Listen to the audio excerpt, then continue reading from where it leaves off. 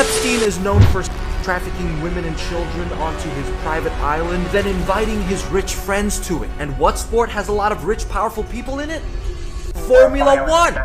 Let me tell you why you're here. You're here because you know something. What you know you can't explain, but you feel it. You felt it your entire life. There's something wrong with the world. You don't know what it is, but it's there, like a splinter. It is this feeling that's brought me.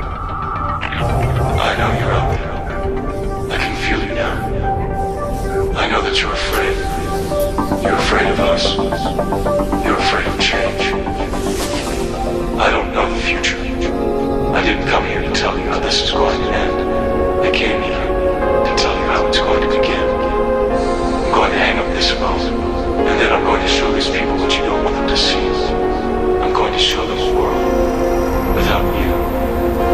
A world without rules and controls, without borders and boundaries. A world where anything is possible. Greetings, citizens of a pedo state. The recent release of files have revealed that Jeffrey Epstein is very close with many high-profile executives and top names in Formula One, F1, racing. Shall we begin with Bernie Ecclestone, Formula One Group founder? Epstein sent a £2 package worth about $50 to Ecclestone, now 95 years old, in July 2001, according to a FedEx receipt in the files. In February 2011, more than 2 years after Epstein pleaded guilty to 2 counts of solicitation of prostitution and of solicitation of prostitution with a minor, Ecclestone was mentioned in an email between Epstein and Peter Mandelson. Mandelson recently stepped down due to his involvement with Epstein. Epstein led a consortium in an attempt to take over Silverstone, the iconic racetrack home to the British Grand Prix.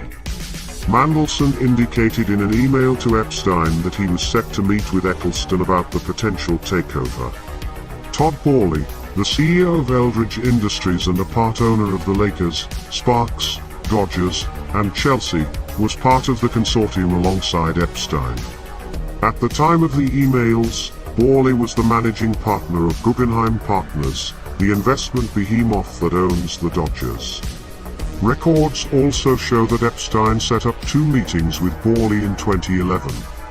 The group ultimately failed to acquire the racetrack, and the British Racing Drivers Club continues to own and operate Silverstone. Ecclestone has been involved in other controversies, most recently in 2022 when he pleaded guilty to tax fraud. The billionaire agreed to pay more than $803 million, but avoided jail time. Next up is Lawrence Stroll, Aston Martin owner. Aston Martin team owner Lawrence Stroll is the most prominent name in the files that still has an active role in F1. The Canadian billionaire is known for investments in fashion brands including Michael Kors and Tommy Hilfiger. Stroll, 66, bought the now-defunct Force India Formula One team in 2018, transitioning the team to Aston Martin in 2020. Stroll was also sent a package by Epstein for about $50, according to a FedEx receipt. Stroll's came in January 2002, 7 months after Ecclestone's package was sent.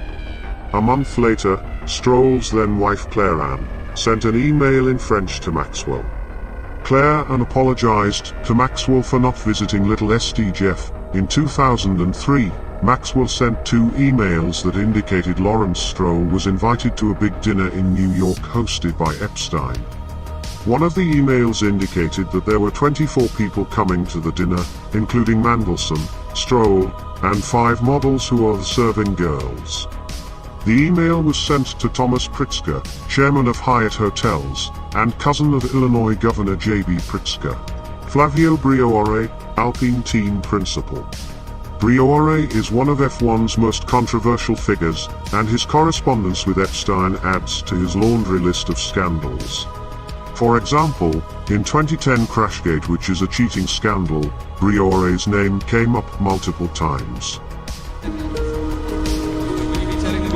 Renault have admitted that they fixed last year's Singapore Grand Prix, but did they get away with it? Renault team principal Flavio Briatore and engineering boss Pat Simmons paid for it with their jobs, but the team is still in Formula One, and Fernando Alonso has kept the victory.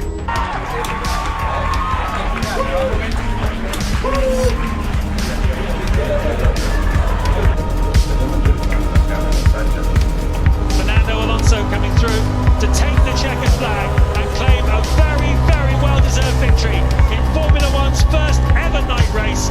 Briatore received a lifelong ban from the sport due to his involvement. In April, Epstein wrote that he believed Briatore was putting up real estate for sale.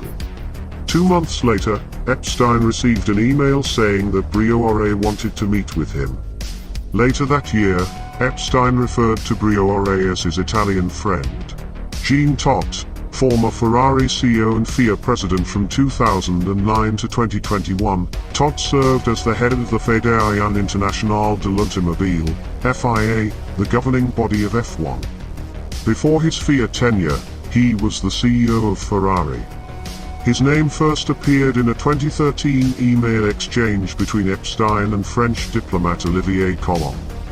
Colomb asked Epstein if he knew Todd as he was set to meet with him that night. He also mentioned Todd was married to actress Michelle Yeoh. Epstein did not confirm in his reply whether he knew the then FIA head, instead responding, "Sounds like fun, but where are the cute ones?" 4 years later, Todd emailed Epstein, telling him nice to get to know you through our common friend Terje. Terje Rod Larsen is a former Norwegian diplomat. Some of the recent emails have formatting issues like frequent equals signs appearing. A few days later, Epstein emailed Italian businessman Edoardo Teodoroni saying Todd visited his home and described him as odd.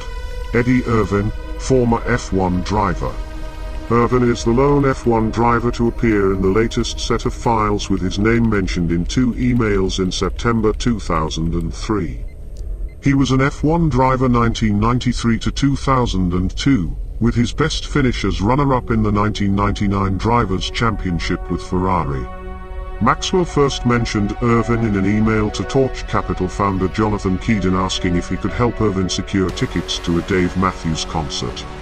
Maxwell referred to Irvine as the F1 former driver. A few days later, Maxwell received an email from Coventry Bay Group managing partner David Wassong asking for contacts to play within Ireland, to which Maxwell replied with Irvine's contact information. "We are legion. We do not forgive. We do not forget. Expect us."